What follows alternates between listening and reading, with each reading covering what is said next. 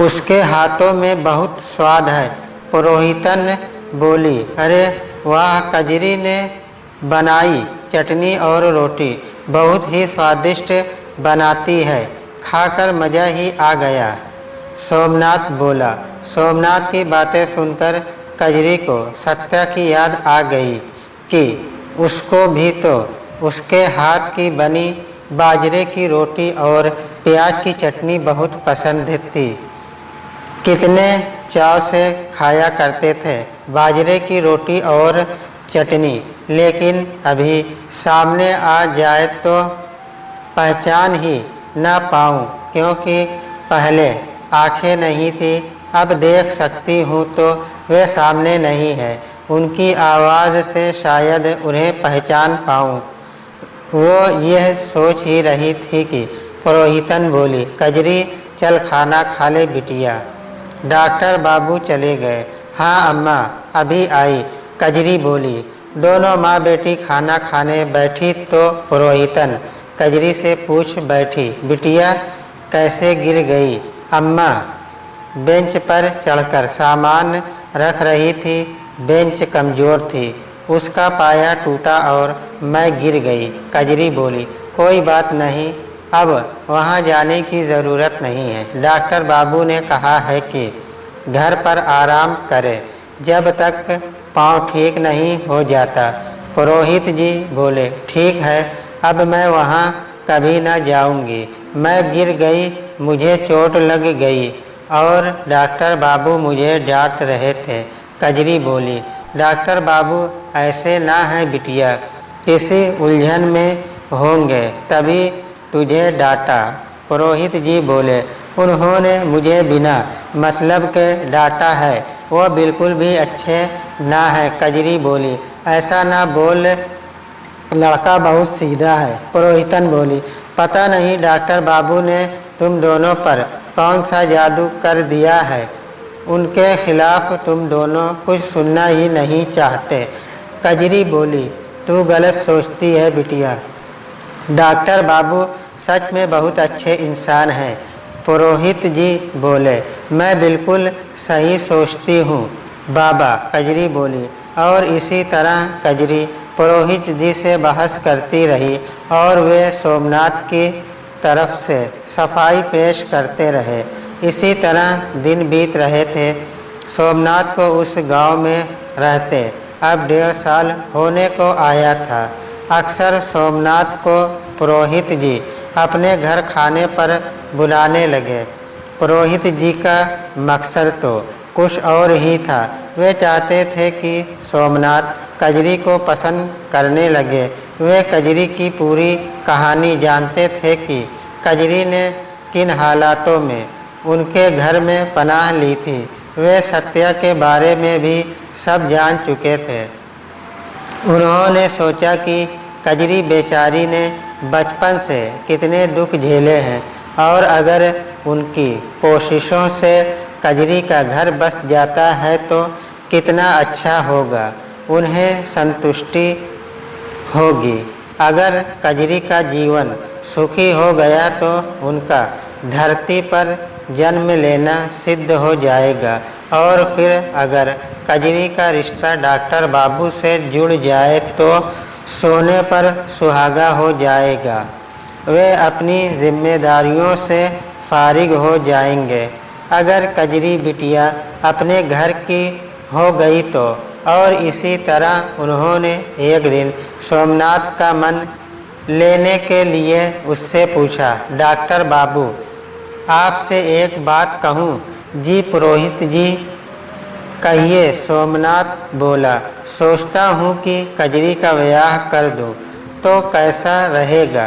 पुरोहित जी बोले, ये तो बहुत बढ़िया सोचा है आपने। आपकी नज़र में कोई लड़का है क्या? सोमनाथ ने पूछा। है तो सही, लेकिन डर लगता है कि वे कहीं कजरी से विवाह के लिए मना न कर दे। पुरोहित जी बोले, वे कोई बेवकूफ़ ही होगा जो कजरी से विवाह करने को मना करेगा। वो तो बहुत भली लड़की है, सभी कामों में निपुण है। भला ऐसी सुडल लड़की को शादी के लिए कौन मना कर सकता है? सोमनाथ बोला। तो आपको कजरी पसंद है? पुरोहित जी ने पूछा। भला कजरी में बुराई ही क्या है? सोमनाथ ने पूछा। तो आप करेंगे उससे ब्याह? पुरोहित जी ने पूछा। मेरे कहने का वो मतलब नहीं था, सोमनाथ बोला। माफ़ कीजिए डॉक्टर बाबू, मैं कुछ ज़्यादा ही गलत समझ बैठा। पुरोहित जी बोले। नहीं पुरोहित जी, मैंने मना भी तो नहीं किया ना ब्याह से। सोमनाथ बोला। तो क्या आप इस ब्याह के लिए राज़ी हैं? पुरोहित जी ने एक बार फिर सोमनाथ से पूछा। कजरी जैसी अच्छी लड़की से विवाह करने को कौन मना कर सकता है भला? सोमनाथ बोला। बहुत खुशी है हुई यह जानकर कि आपको कजरी पसंद है।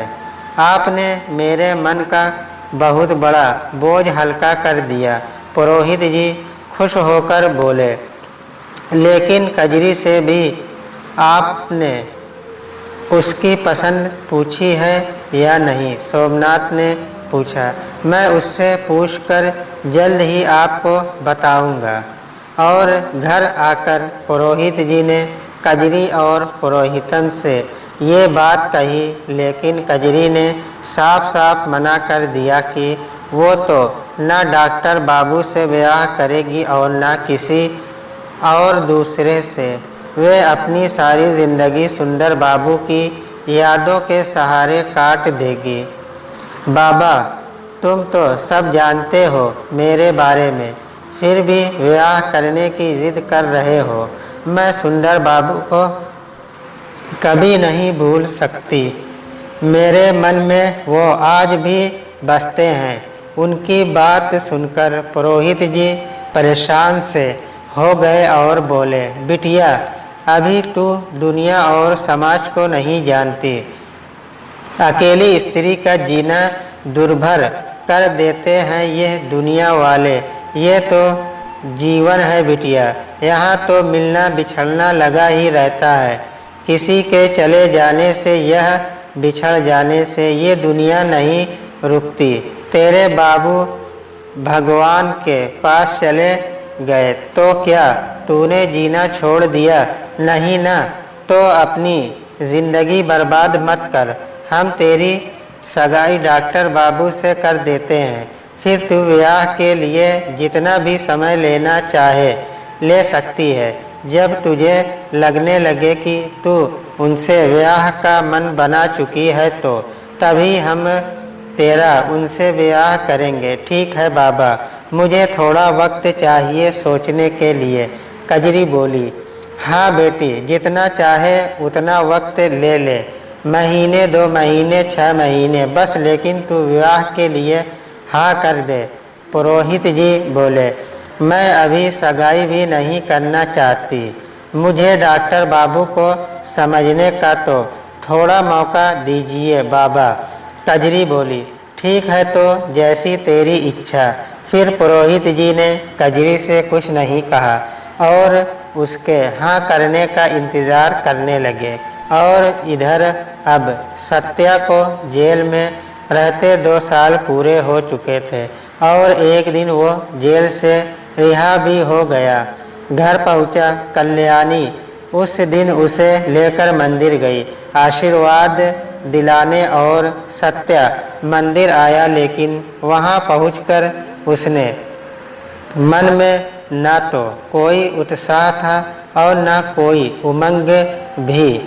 उसका मन बुझा बुझा सा था। उसके जीवन में अब केवल उदासीनता के सिवाय और कुछ न था और उसका कारण कजरी थी। कजरी के बिना उसकी दुनिया एकदम खाली हो चुकी थी और सत्या के जीवन में कजरी के चले जाने से जो रिक्तता आई थी उसे कोई भी शख्स नहीं भर सकता था। उसका मन बहुत ही अशांत और बेचैन था। उसे मन की शांति चाहिए थी जो कि उसे नहीं मिल रही थी। कल्याणी उसे मंदिर के पुजारी के पास ले गई। मंदिर के पुजारी ने जब सत्या की हालत देखी तो बोले, बहन कल से सत्संग शुरू है।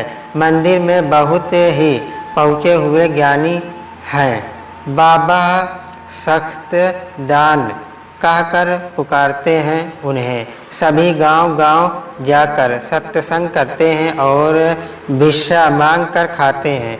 जो अपने गांव में शरण दे देता है तो चले जाते हैं, कुछ दिन रहकर उपदेश करते हैं, फिर किसी और गांव चले जाते हैं। उनका कोई एक जगह ठिकाना नहीं है। अगर आप चाहें तो कल अपने बेटे को लेकर आएं। शायद उनका सत्संग सुनकर आपके बेटे को मन की शांति मिले और उसकी उदासीनता दूर हो जाए। दूसरे दिन मंदिर में बाबा सखदान पधारे और उनका सत्संग भी हुआ। कल्याणी भी सत्या को लेकर वहां पहुंची। सत्या ने बाबा सखदान का प्रवचन सुना तो मंत्र मुग्ध सा हो गया और ध्यान से उसकी बातों को सुनने लगा। उसमें एक नई ऊर्जा और शक्ति का संचार होने लगा। सत्संग खत्म हुआ तो सत्या बाबा सखदान के पास पहुंचा और उनसे बोला, बाबा मैं बहुत परेशान हूँ। मुझे कोई भी आशा की किरण दिखाई नहीं देती। जीने की इच्छा खत्म हो चुकी है। कृपया कर आप ही मुझे मुक्ति का मार्ग सुझाएं, मुझे सही दिशा प्रदान करें ताकि मैं भारमुक्त हो सकूं। सत्या की बात सुनकर बाबा सखदान बोले, बेटा यही जीवन धारा है और अगर तुम इसके अनुसार नहीं चलोगे तो ऐसे ही चिंतित और दुखी रहोगे। अगर तुम्हारा मन दुखी है तो ऐसे कार्य करो जिनसे लोगों के चेहरे पर मुस्कान आए। लोगों की सहायता करो, उनकी सेवा करो, फिर देखना तुम्हारे मन को कैसा सुख मिलता है। अगर तुम्हारा मन करे तो कुछ दिन तुम मेरे साथ रहकर देखो, हो सकता है मेरे साथ रहकर तुम्हारे विचलित मन को ठहराव मिल जाए। और सत्या को बाबा सखदान का सुझाव अच्छा लगा और वह कुछ दिनों के लिए उनके शिष्यों के साथ रहने लगा। उनके गेरुए वस्त्र धारण कर लिए, बड़ी दाढ़ी और बड़े बाल भी रख लिए, गले में रुद्राक्ष की माला और साधुओं का वेश धर कर लिया। अब उसके विचलित मन को एक ठिकाना मिल गया था। बाबा सखदान को सत्संग करते अब काफ़ी दिन हो चुके थे और अब उन्हें दूसरे गांव से बुलाया आ गया। बाबा ने उस गांव जाने की सोची। उनकी बात सुनकर सत्या बोला, बाबा बुरा ना मानो तो कुछ दिन और मैं आपके संग रह सकता हूँ। हाँ क्यों नहीं, तुम भी हमारे साथ दूसरे गांव चलो, वहाँ हमारे साथ रहना और जब तुम्हारा अशांत मन शांत हो जाए तो वापस अपने घर आ जाना। लेकिन याद रहे उस गांव में तुम्हें यहाँ जैसी सुख सुविधाएं नहीं मिलेगी। बाबा सखदान बोले, बाबा मुझे बस आपका साथ चाहिए, मैं कैसी भी स्थिति में वहाँ रह लूँगा। सत्या बोला। और फिर सत्या ने कल्याणी से भी ये बात पूछी तो उसने भी हाँ कर दी। वह भी तो अपने बेटे को फिर से हंसता खेलता देखना चाहती थी। सत्या ने बाबा के संग जाने की तैयारी बना ली और उधर एक दिन पुरोहित जी कजरी से बोले, बिटिया मंदिर के धर्मशाला की सफाई कर दो। एक पहुँचे हुए बाबा अपने कुछ शिष्यों के साथ यहाँ पधारने वाले हैं। हाँ बाबा मैं सब कर दूंगी, तुम चिंता मत करो। वे कब तक यहाँ पहुँचेंगे? कजरी ने पूछा। बस आज कल में पहुँच जाएंगे।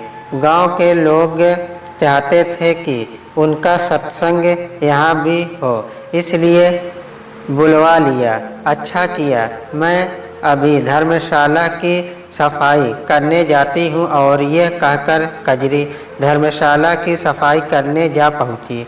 और उधर सेठ रामलाल जी ने बाबा सखदान के स्वागत सत्कार का काम पुरोहित जी को सौंपते हुए कहा, पुरोहित जी, बाबा सखदान का खास ख्याल रखिएगा, किसी भी चीज़ की कमी न होने पाए। मैंने अपनी पुरानी महारानियों से उनके खाने पीने का प्रबंध करने को कह दिया है। वे ही उन सबके लिए शुद्ध एवं सात्विक भोजन बना करेंगी। बूढ़ी है बेचारी। मैंने कहा तो मान गई। बोली, धर्म पुण्य का काम है, कैसे मना करती हूँ। इसी बहाने अगला जन्म सुधर जाएगा। ये बिल्कुल सही किया आपने सेठ जी। खाने पीने का इंतज़ाम करवाकर मेरे घर पर भी लहसुन प्याज का प्रयोग होता है। कहीं ऊंच नीच हो जाती तो मुझे भी अच्छा न लगता। पुरोहित जी ने सेठ जी से कहा। यही सोचकर तो मैंने खाने के लिए महाराजिन को बुलवा लिया। सेठ रामलाल जी बोले, और डॉक्टर बाबू भी कभी कभी सबका ख्याल रख लिया करेंगे। पुरोहित जी बोले, अरे ये आपने कैसी बात कर दी पुरोहित जी। सोमनाथ तो बोला कि वे इन बाबा बैरागियों पर बिल्कुल भी भरोसा नहीं करता। ये तो एक नंबर के पाखंडी होते हैं। मैं तो उन सब की शक्ल भी ना देखूं।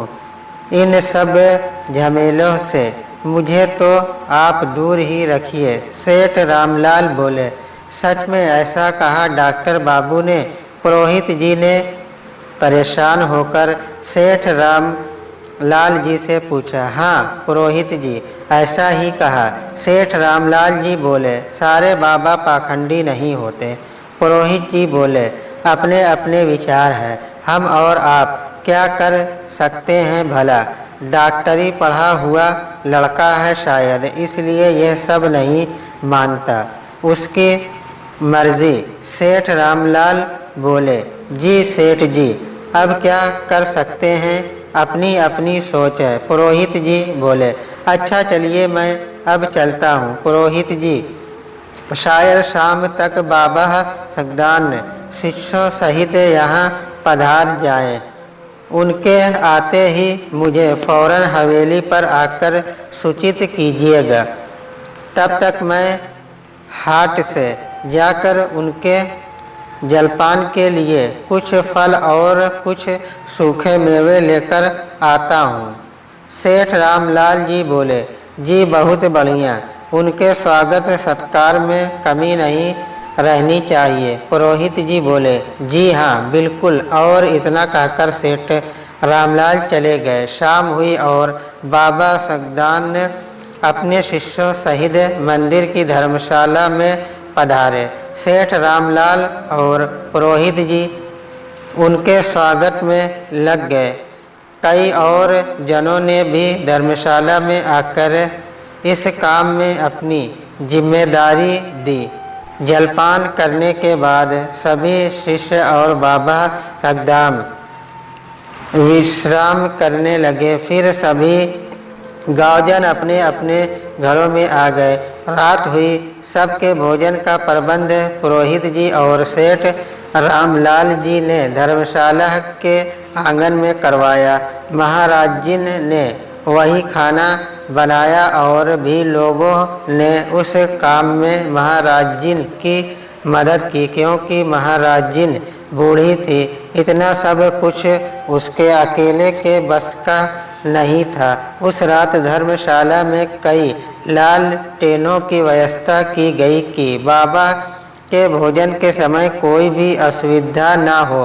खाना परोसने के लिए पुरोहित जी ने कजरी को भी घर से बुलवा लिया। कजरी आई, लेकिन वो आंगन में बाहर ही महाराजिन के साथ लग गई। अंदर खाना परोसने वाले और भी लोग थे, इसलिए कजरी को भीतर जाने का मौका नहीं मिला। सबका खाना खत्म होते होते रात हो चुकी थी और सब सोने चले। सुबह हुई। मंदिर में हर रोज़ कजरी के भजन से ही पूजा प्रारंभ होती थी। पुरोहित जी ने मंदिर के पट खोलकर देवी देवता को स्नान कराया। फिर पूजा शुरू हुई। कजरी ने भजन गाना शुरू किया। कजरी का भजन सुनते ही सत्या को कुछ अजीब सा लगा। उसे लगा कि यह तो कजरी की आवाज़ है और वो मंदिर की ओर भागा। मंदिर पहुंचकर वो किनारे खड़े होकर भजन सुनने लगा, क्योंकि उसने अभी तक स्नान नहीं किया था। तब कजरी उसकी तरफ पीठ करके भजन गा रही थी। भजन खत्म हुआ तो वहीं कजरी के पास में खड़े सोमनाथ ने कजरी से कहा, तुम इतना अच्छा गाती हो कजरी की इंसान तुम्हारा भजन सुनकर मंत्रमुग्ध हो जाता है। सत्या कजरी का चेहरा देखने की कोशिश कर रहा था, लेकिन वह उसका चेहरा देख ही नहीं पा रहा था, क्योंकि तब तक भीड़ इकट्ठी हो चुकी थी। प्रसाद लेने के लिए सब अपनी अपनी जगह से उठकर खड़े हो गए थे। तभी मंदिर से एक दो महिलाएं बात करती हुई बाहर आ रही थी और वे कह रही थी कि पुरोहित जी तो कब से चाहते हैं कि कजरी और डॉक्टर सोमनाथ का विवाह हो जाए, लेकिन कजरी ही हाँ नहीं कर रही। अब पुरोहित जी भी मजबूर हैं। अपनी सगी बेटी होती तो जोर जबरदस्ती भी कर लेते। सत्या ने ये सुना तो परेशान हो उठा और कई सवाल उसके जहन में घूमने लगे। इसका मतलब ये उसकी ही कजरी है, और अगर ये जिंदा थी तो ये मेरे पास वापस लौटकर क्यों नहीं आई? क्या इसका प्यार दिखावा था? इसे अगर मुझसे प्यार होता तो एक बार तो आती। आखिर ये वापस क्यों नहीं लौटी? अगर ये जिंदा थी तो हे ईश्वर, मुझे कोई तो राह दिखाओ। लेकिन ये भी तो हो सकता है कि ये मेरी कजरी ना हो। अभी तक मैंने इसका चेहरा भी तो नहीं देखा। और ये डॉक्टर सोमनाथ कौन है? वो ऐसे ही सवालों में घिरा था कि पुरोहित जी उसके पास आकर प्रसाद देते हुए बोले, लीजिए प्रसाद लीजिए। जी मैंने अभी तक स्नान नहीं किया है। वो तो मैं भजन सुनकर यहाँ आ गया था। सत्या बोला, जी अच्छा, भजन वो मेरी बेटी कजरी गा रही थी।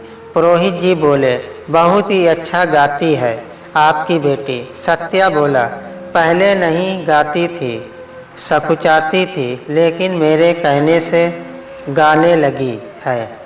पुरोहित जी बोले, मुझे समझ नहीं आया कि पहले क्यों नहीं गाती थी। सत्या ने पूछा, जब वो मुझे मिली थी तो अंधी थी बेचारी, आत्मविश्वास की कमी थी उसमें, ऐसे ही दिन भर आंसू बहाती रहती थी। इसके अपने इससे बिछड़ गए थे न, इसलिए हम सब गांव वालों ने मिलकर इसकी आँखों का इलाज करवाया। जब देख सकी तो आत्मविश्वास बढ़ा।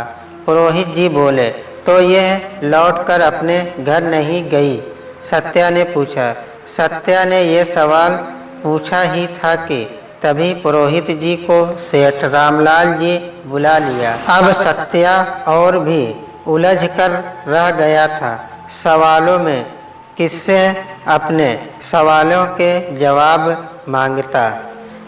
फिर वह धर्मशाला आ पहुंचा। धर्मशाला के आंगन में सुबह के जलपान की व्यवस्था हो रही थी, क्योंकि आज दोपहर बाबा सगदान के प्रवचन थे। इस कार्य में सभी भागीदारी ले रहे थे।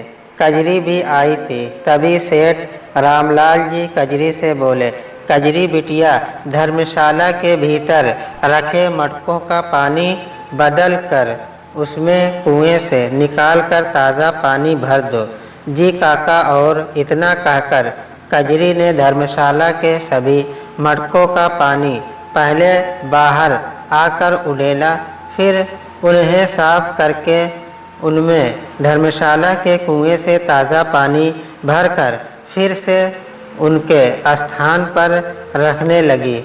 मटके थोड़े बड़े थे, इसलिए कजरी को उन्हें उठाने में दिक्कत हो रही थी, लेकिन फिर भी कोशिश करके उन्हें भरकर ले जाती और उनकी जगह रख आती। कम से कम 5 मटके थे। कजरी सभी भरकर रख चुकी थी, केवल आखिरी वाला ही रह गया था रखने के लिए। वो जैसे ही लेकर जा रही थी तो उसने ध्यान नहीं दिया और वह किसी से टकरा गई। मटका ज़मीन में गिरकर टुकड़े टुकड़े हो गया और उसका पानी भी जहाँ तहाँ बिखर गया। ये देखकर कजरी को गुस्सा आया। उसने उसकी तरफ नज़र उठाकर देखा तो फिर वो कुछ न बोली, क्योंकि वो तो बाबा सकदांग का कोई शिष्य था जिसने गेरुए वस्त्र पहने रखे थे और गले में रुद्राक्ष की माला धारण कर रही थी। कजरी ने उनकी ओर देखा तो एक पल को वह उसे देखती रह गई, जैसे कि उससे कोई पुरानी जान पहचान हो। वह शिष्य भी कजरी को एकटक निहारे जा रहा था, क्योंकि वो सत्या था जो अभी स्नान करके लौटा था और आते ही कजरी से टकरा गया था। सत्या ने तो फौरन अपनी कजरी को पहचान लिया, लेकिन बोला कुछ नहीं। कहता भी क्या कि जेल से छूटकर वह सन्यासी बन गया है। उसे कुछ समझ ही नहीं आया कि वो क्या करे और क्या पूछे। उसे समझ में आया कि यह इसकी ही कजरी है, लेकिन ये वापस क्यों नहीं लौटी। सत्या ने फिर से मन में वही सोचा। कुछ देर में सभी के लिए जलपान लग गया। केले के पत्ते में भोजन परोसा गया। भोजन में पूरियां थी, आलू की तरी वाली सब्जी थी जिसे मिट्टी के कटोरी नुमा सकोरे में परोसा गया था, और मीठे में खीर थी। सब शांत मन से जलपान ग्रहण कर रहे थे, लेकिन सत्या का मन खाने में नहीं लग रहा था। उसकी नज़रें तो बस से बेकल होकर कजरी को ढूंढ रही थी। तभी पूरियां परोसने कजरी आई और उसने सत्या से पूरी लेने को पूछा, लेकिन सत्या ने सिर हिलाकर मना कर दिया। तभी बाबा सकदान बोले, मैं सुबह से देख रहा हूँ सत्या कि तुम्हारा मन बेचैन है। तुम जलपान भी ठीक से ग्रहण नहीं कर रहे हो, ऐसा क्यों है? तबीयत ठीक नहीं क्या? जब कजरी ने सत्या नाम सुना तो आश्चर्यचकित हो गई, लेकिन बोली कुछ नहीं और वहाँ से चली गई। फिर घर आकर सोचने लगी कि क्या ये सुंदर बाबू हैं, लेकिन ये सुंदर बाबू कैसे हो सकते हैं? वो तो जेल में हैं, क्या पता वे जेल से छूट गए हों।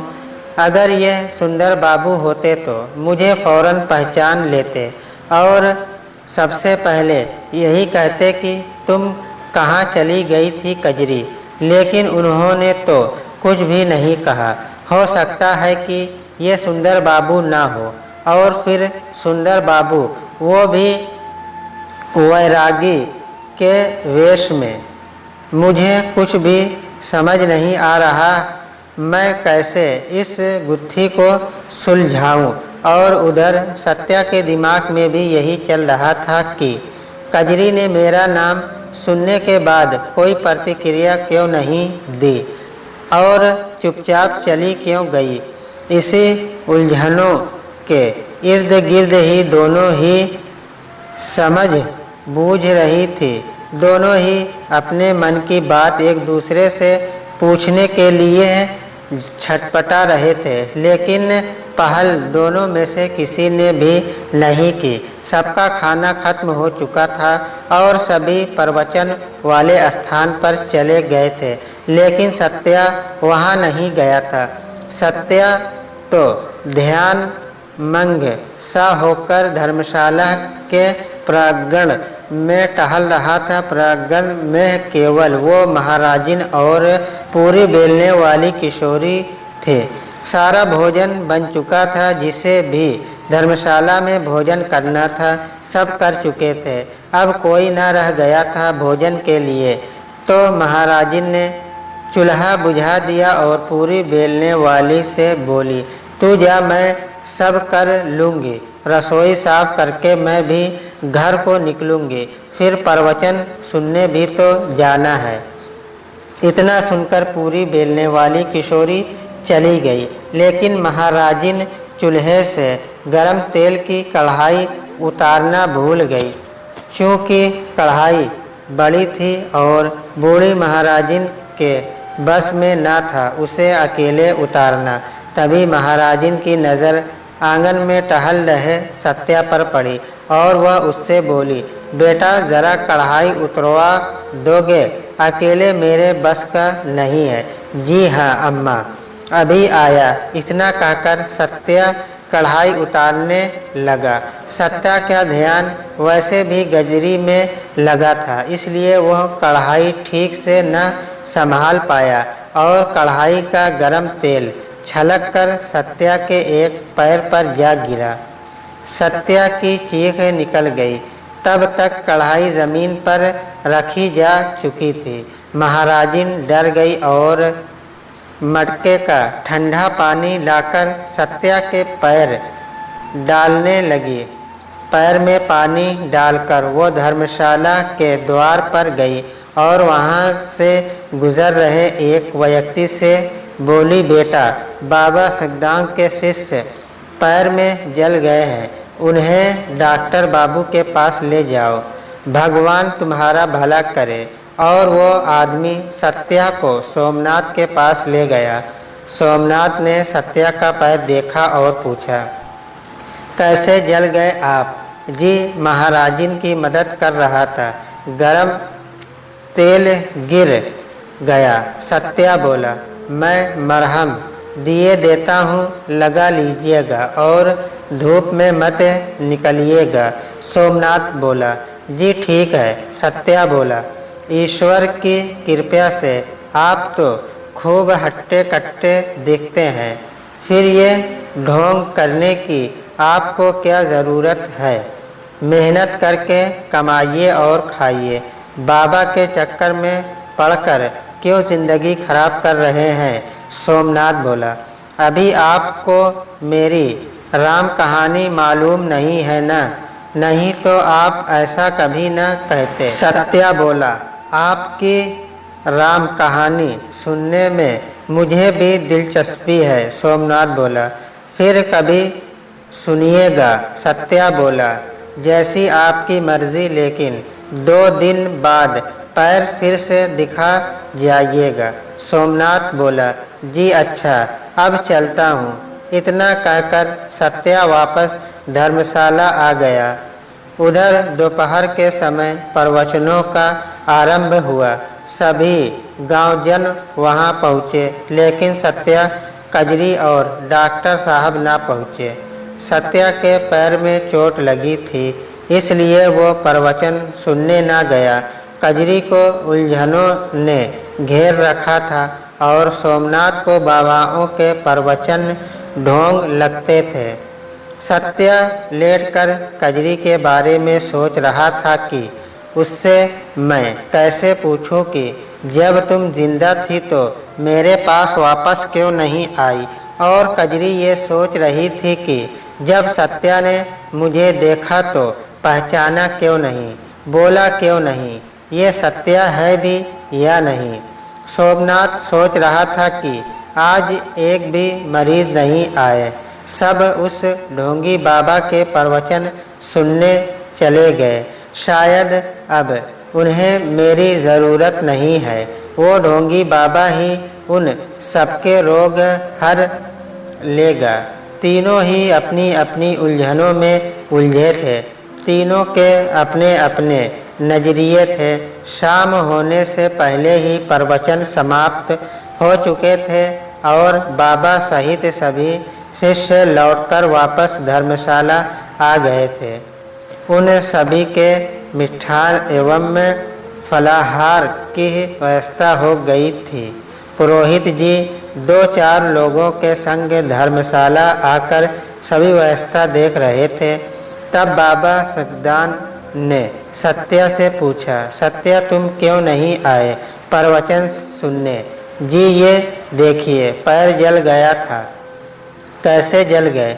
बाबा ने पूछा। महाराजिन की मदद कर रहा था। कढ़ाई चूल्हे से उतारने में गरम तेल छलक गया। सत्या बोला। तभी पुरोहित जी आए और बोले, चलिए मैं आपको डॉक्टर बाबू के पास ले चलता हूँ, फिक्र मत कीजिए। मैं वहीं गया था, उन्होंने मरहम दिया है, लगाने से घाव जल्दी सूख जाएगा। सत्या बोला।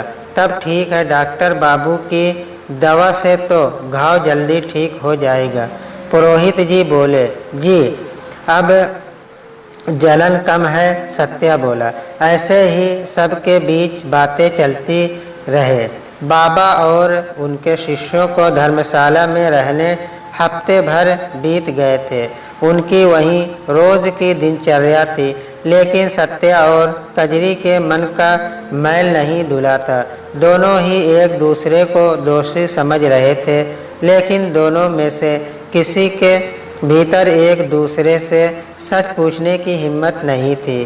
बाबा सगदाम अब मुश्किल से उस गांव में 2 दिन और रुकने वाले थे। ये उन्होंने सबसे कह रखा था कि अब वो 1 दिन बाद दूसरे गांव की ओर प्रस्थान करेंगे। बाबा की बात सुनकर कजरी परेशान हो उठी कि अगर सुंदर बाबू चले गए तो वे फिर कभी भी उनसे न मिल पाएगी। लेकिन वो कैसे पता करे कि वो ही सुंदर बाबू हैं? वे बहुत ही उलझन में थी। इसी बीच सत्या और सोमनाथ के बीच काफ़ी अच्छी दोस्ती हो गई थी, क्योंकि सत्या को अपना घाव दिखाने सोमनाथ के पास जाना पड़ता था। इस तरह से दोनों के बीच जान पहचान हुई, बातें हुई और दोस्ती बढ़ गई। फिर एक दिन सोमनाथ ने सत्या से पूछा, आप तो काफ़ी पढ़े लिखे जान पढ़ते हैं, अच्छे घर से भी लगते हैं, फिर आपका ये वैरागी बनना मेरी समझ से परे है। जी कुछ हालातों ने और कुछ किस्मत ने ऐसा बना दिया, नहीं तो आदमी हम भी बड़े काम के थे। सत्या बोला। जी शायरी भी कर लेते हैं आप? सोमनाथ ने पूछा। जी जिस दिल में किसी के लिए मोहब्बत हो तो शायरी खुद ब खुद आ ही जाती है। सत्या बोला। ज़रा हम भी तो सुने, वो खुश नसीब कौन है? सोमनाथ बोला। थी कोई और शायद अब भी है, लेकिन वो मुझसे अभी दूर है। शायद तुझसे खफा है या मैं उसकी मोहब्बत के काबिल नहीं। सत्या बोला। जनाब ये कैसी पहेलियाँ बुझा रहे हैं आप? सोमनाथ ने पूछा। सच वो मेरे लिए पहेली बनकर ही तो रह गई है। सत्या बोला। तो जनाब पहेली को सुलझाइए, कहीं ऐसा ना हो कि बिना सुलझे ही रह जाए। सोमनाथ बोला। उसने कुछ कहा ही नहीं तो कैसे जानूं उसके मन की बात? सत्या बोला। तो आप खुद क्यों नहीं पूछ लेते? सोमनाथ बोला। कैसे पूछूं, कुछ समझ नहीं आता। सत्या बोला। अगर आप मन की गांठें खोलेंगे नहीं तो कैसे खुलेगी? सोमनाथ बोला। शायद आप ठीक कहते हैं। सत्या बोला। मैं यही तो कहना चाहता हूँ, उससे पूछिए, उसके मन की बात जानने की कोशिश कीजिए। सोमनाथ बोला। वो सब तो ठीक है, मेरा तो सब पूछ लिया, लेकिन अपने बारे में भी कुछ बताएं। आपकी ज़िंदगी में कोई है या नहीं? सत्या बोला।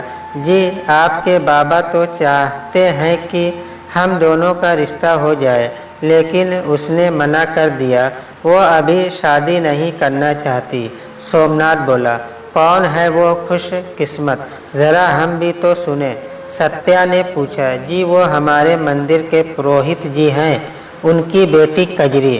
देखा होगा आपने।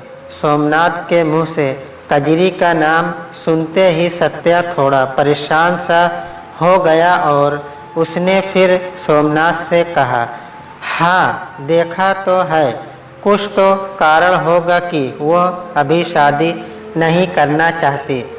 सत्या ने सोमनाथ से कजरी के मन की बात पता करने की कोशिश की। वो तो पता नहीं कि वो क्यों इनकार करती है शादी से। मेरी कभी खुलकर इस विषय पर बात नहीं हुई कजरी से। सोमनाथ बोला, अच्छा ये तो बात है, हो सकता है कजरी के मन में कोई और हो। सत्या बोला, ये भी हो सकता है क्योंकि कजरी पुरोहित जी की सगी बेटी नहीं है। वो तो उन्हें नदी किनारे बेहोश पड़ी मिली थी। सोमनाथ बोला, तो क्या कजरी ने फिर अपने घर जाने का दोबारा नहीं सोचा? सत्या ने पूछा। अब ये तो मैं नहीं जानता, ये बात तो कजरी और पुरोहित जी ही बता सकते हैं। सोमनाथ बोला, हाँ सही बात है, भला किसके मन की कौन जानता है। सत्या बोला, हाँ एक बात और, जब कजरी पुरोहित जी को मिली थी तो वे देख नहीं सकती थी। गांव वालों ने ही उसकी आँखों का इलाज करवाया था। सोमनाथ बोला, ये तो मुझे भी पता है। सत्या मन में बोला, जी कुछ कहा आपने? सोमनाथ ने पूछा। जी नहीं, ऐसे ही कुछ सोच रहा था। सत्या बोला, जी मेरी बात अभी तक कजरी के साथ बन नहीं पाई, बस यही है मेरी कहानी। सोमनाथ बोला, तो अब मैं चलता हूँ, शायद 2 दिन में यहाँ से चला जाऊँ। हो सकता आपसे अब इन 2 दिनों में मुलाकात ना हो पाए। सत्या बोला, आपके जाने से मुझे निराशा होगी। सोमनाथ बोला, हाँ मेरा भी इस गांव में दिल लग गया है, यहाँ से जाने का अब मन नहीं कर रहा। सत्या बोला, तो रुक जाइए ना। सोमनाथ बोला, ऐसा नहीं हो सकता, कोई कारण नहीं है ना यहाँ रुकने का। सत्या बोला, आप जैसा दोस्त पाकर उसे खोने का दिल नहीं करता। सोमनाथ बोला, भावनाओं में बहकर दुनिया नहीं चलती, जीवन जीने के लिए प्रत्यात्मक होना बहुत ज़रूरी है। सत्या बोला, वैसे आप सही कह रहे हैं। सोमनाथ बोला, अच्छा तो मैं अब चलूं?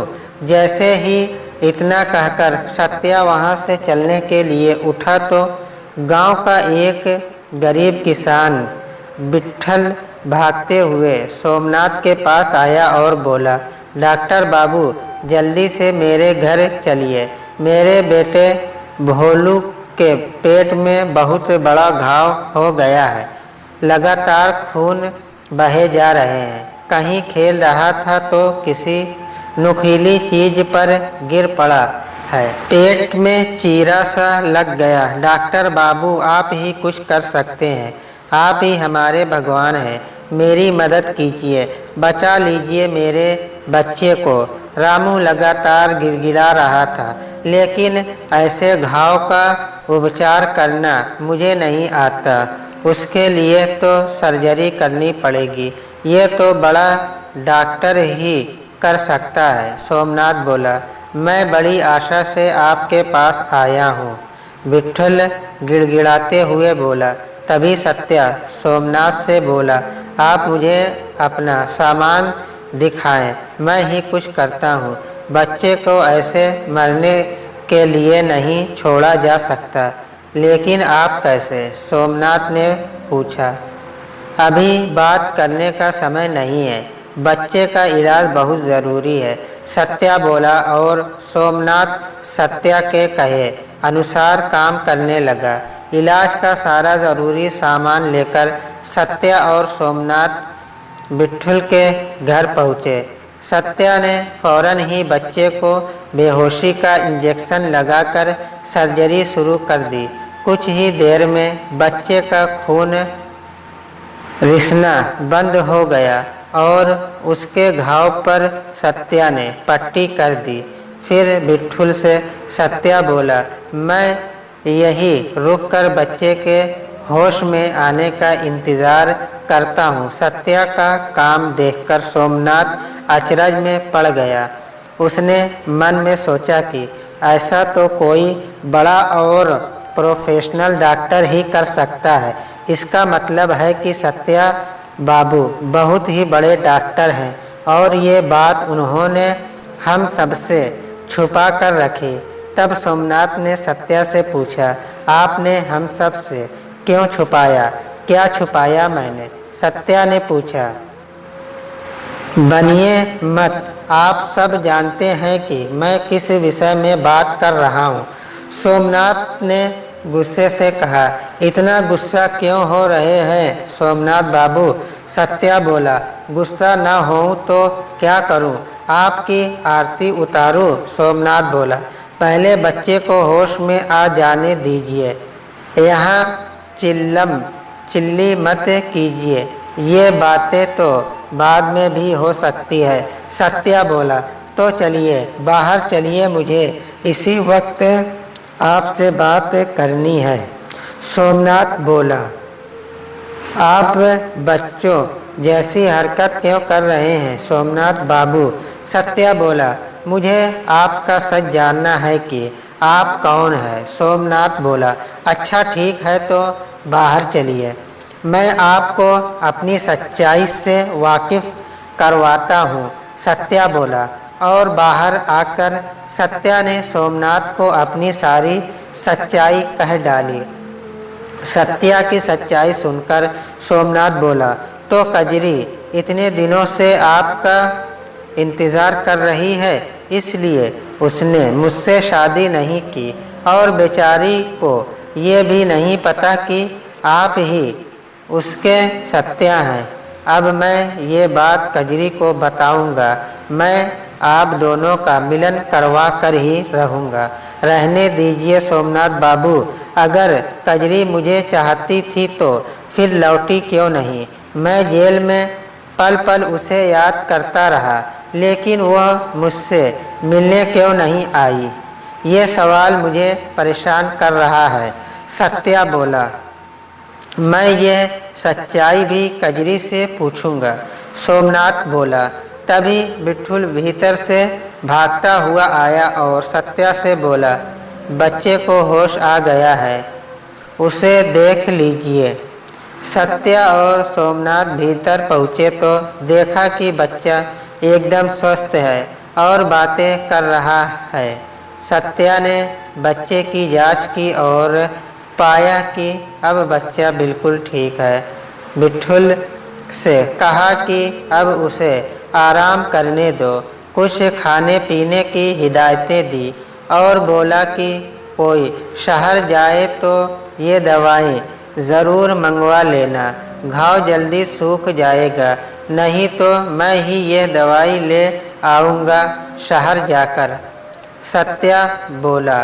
बिट्ठुल ने यह खबर पूरे गांव में फैला दी कि सत्या बाबू ने ऑपरेशन करके मेरे बच्चे को जीवन दान दिया है और ये खबर कजरी तक भी पहुंची।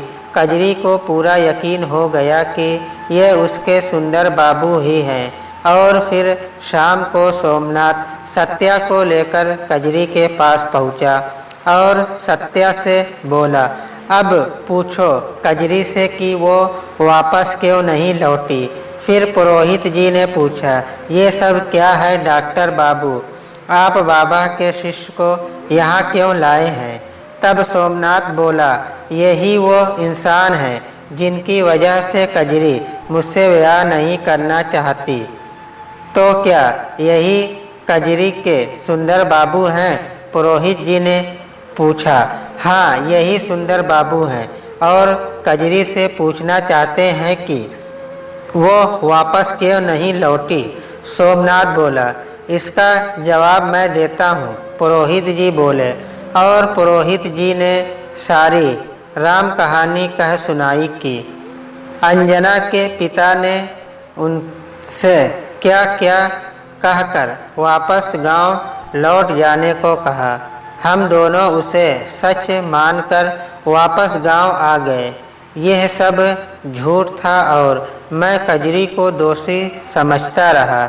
मुझे माफ़ कर दो कजरी, मैंने तुम्हें गलत समझा। ये कहकर सत्या फूट फूट कर रो पड़ा। उसका रोना देखकर कजरी भी रो पड़ी और उसके पास आकर बोली, आपका कोई दोष नहीं सुंदर बाबू, आपको पूरी सच्चाई नहीं पता थी। दोष तो तुम्हारा भी नहीं है कजरी, तुमने तो वही सुना जो तुम्हें बताया गया, लेकिन हमारा प्यार सच्चा था, इसलिए कोई भी हमें अलग नहीं कर पाया। हम बिछड़कर फिर से मिल गए।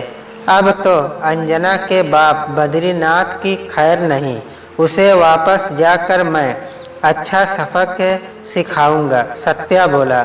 फिर सत्या और कजरी को सबने बातें करने के लिए अकेला छोड़ दिया। सत्या ने कजरी से कहा, तुम मुझसे इतने दिनों दूर रही, मुझे तुम बहुत याद आई और मुझे भी आप बहुत याद आए।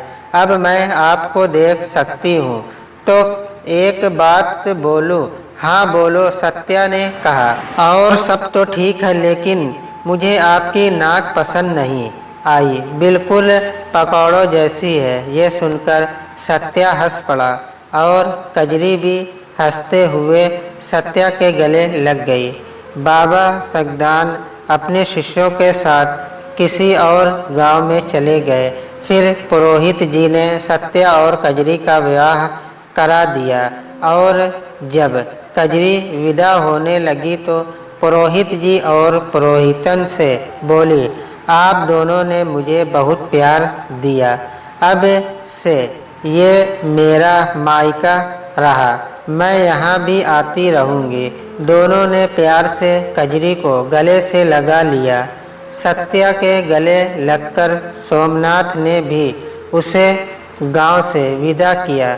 फिर सत्या सोमनाथ से बोला, मैं अपने अस्पताल की एक और शाखा यहाँ भी खोलना चाहता हूँ और उसका कार्यभार आप संभालोगे, आपको मंजूर है? सोमनाथ बोला, बिल्कुल, आप जैसे प्रतिष्ठित डॉक्टर के साथ काम करके मुझे अच्छा लगेगा। और फिर सत्या ने वापस जाकर बद्रीनाथ की खूब अच्छे से खबर ली। अपने पिता के किए की माफ़ी अंजना ने भी मांगी। सत्या ने उस गांव में दूसरा अस्पताल भी खोल लिया। सोमनाथ ने उसे संभालने की जिम्मेदारी ले ली। कल्याणी कजरी को अपनी बहू के रूप में देखकर बहुत खुश हुई और फिर सभी खुशी खुशी रहने लगे।